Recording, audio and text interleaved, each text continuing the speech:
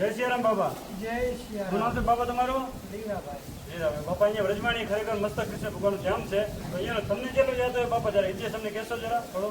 બોલો કૃષ્ણ કનૈયા લાલ કી જય. આ કૃષ્ણ ભગવાનની ગોપીઓ જ છે બધી.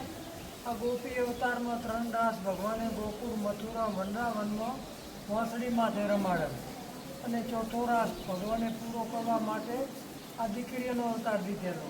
છેલ્લો રાસ વ્રજમાં રમાડવાનો. 3 રાસ ગોકુળ મથુરામાં રમાડ્યા. પછી ભગવાને છેલ્લા રાસ માટે દીકરીઓનો અવતાર દઈ અને ભગવાન પોતે અહીંયા ઢોલી રૂપે આવેલા અને આ દીકરીઓ બધી મેળામાં રમવા માટે આવી. તો ભગવાન મજા ઢોલ વગાડવા અને આ દીકરીઓ મળીઓ બધી રાસ લેવા. તો રાસ 3 દી આવ્યો. કઠિન ખાધા પીધા વગરનો સન ફન ભૂલાઈ જાય, ઘર બાર ભૂલાઈ ગયું અને ભગવાનની ધૂન લાગી જાય. જ્યાં સુધી ઢોલ વાગે ત્યાં સુધી રમવું એટલે રમવું. આવી ભગવાનની ધૂન લાગી. ભગવાનનામાં બધી દીકરીઓ લીન થઈ ગયો. ઘરે જ નહીં ગયો 3 દી સુધી. એટલે ઘરવાળાને બધાને ચિંતા થઈ કે આવો ઢોલી કેવો રમાડ્યાવાળો, આ કોણ છે ઢોલી, ક્યાંથી આવેલો ઢોલી, આ ઢોલી 3 દી ત્યાં ઢોલ બંધ કરતો નથી, દીકરીઓ ઘરે આવતી નથી. તો આ ઢોલી માથે શંકા જઈ કે આ ઢોલી કોઈક જાદુગર છે, કામણગારો, આપણી દીકરીઓને કામણ કરેલો હોય તો 3 દી રમી શકે ને રમી ન શકે.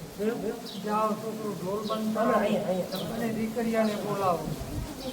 છોકરા ઘરેથી જોણ્યા પછી સ્ત્રીનું ટોણું આખું આવી ગયો ઢોલી માથે. હુમલો કર્યો ઢોલી માથે. હુમલો કર્યા ભેરે તો ભગવાન અદૃશ્ય થઈ ગયા.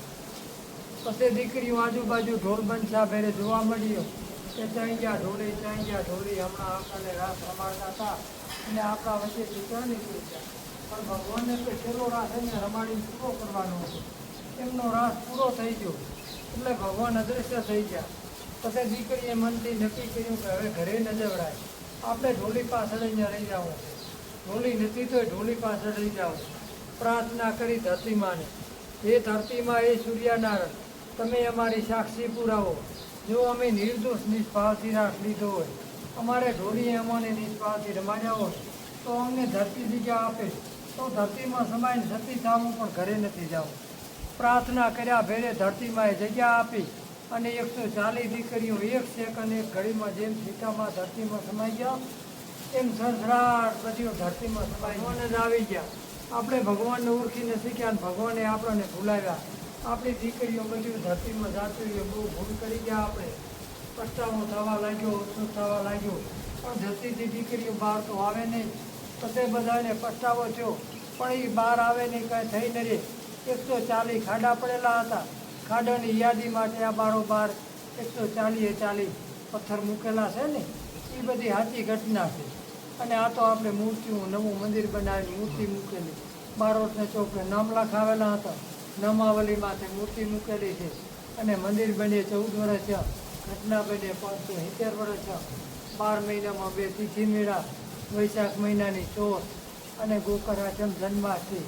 બોલો કૃષ્ણ કનૈયા.